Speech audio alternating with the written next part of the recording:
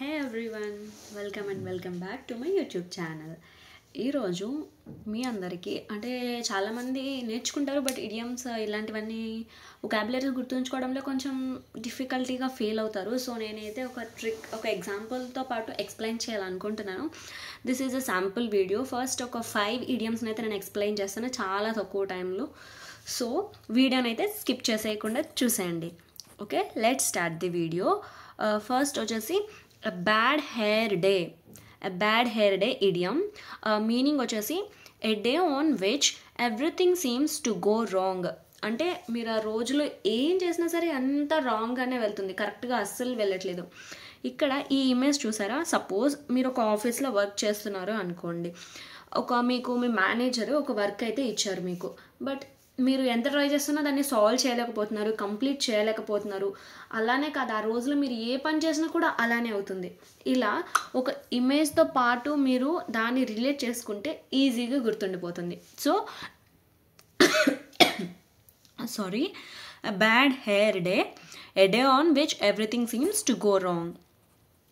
Second idiom వచ్చేసి a bad patch, period of difficulty. Bad patch అంటే మీరు ఒక కష్టమైన పరిస్థితుల్లో ఉన్నారు అనుకోండి. అంటే మీరు అసలు ఎలా ఉంటారు? కష్టమైన పరిస్థితుల్లో ఉంటే అసలు హ్యాపీగా ఉండగలరా? అంటే సాడ్గా ఉంటారు సో ఈ ఇమేజ్ ఏంటంటే అంటే తను కూడా అలాంటి పరిస్థితుల్లోనే ఉంది.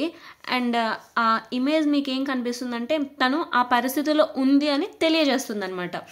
బ్యాడ్ ప్యాచ్ అంటే పీరియడ్ ఆఫ్ డిఫికల్టీ. అంటే ఇలా ఇమేజెస్ ద్వారా రిలేట్ చేసి చదివితే గుర్తుంటుంది. నేనైతే ఇట్లా ఇమేజెస్తో రిలేట్ చేసి చదువుతూ ఉంటాను. అండ్ ఇక్కడ వచ్చేసి third one, a bed of roses, an easy and happy situation. a bed of roses ఇడియంలోనే ఉంది, అంటే చాలా సులభంగా అండ్ ఒక మంచి ఆనందకరమైన సన్నివేశం, సిచ్యువేషన్ అని. అంటే ఇక్కడ బెడ్ ఆఫ్ రోజెస్ ఇడియంలోనే ఉంది కదా. మొత్తం ఒక బెడ్ అనేది రోజెస్తో ఉంటే మీరు అసలు ఎలా ఫీల్ అవుతారు చెప్పండి?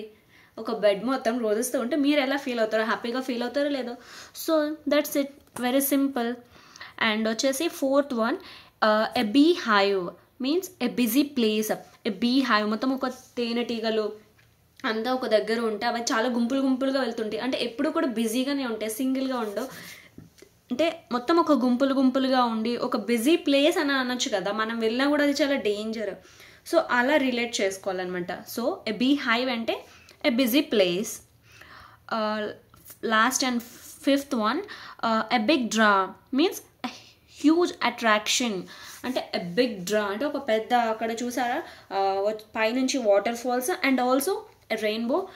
అది చాలా అట్రాక్టివ్గా ఉంది, అందరం చూడడానికి చాలా అట్రాక్టివ్గా ఉందన్నమాట. ఇక్కడ చూడండి పీపుల్ అందరూ కూడా దాన్ని ఎలా చూస్తున్నారో. సో ఎ బిగ్ డ్రా అంటే హ్యూజ్ అట్రాక్షన్. ఈ ఇమేజ్ రిలేట్ చేసి మీరు దీన్ని అయితే గుర్తుంచుకోవచ్చు.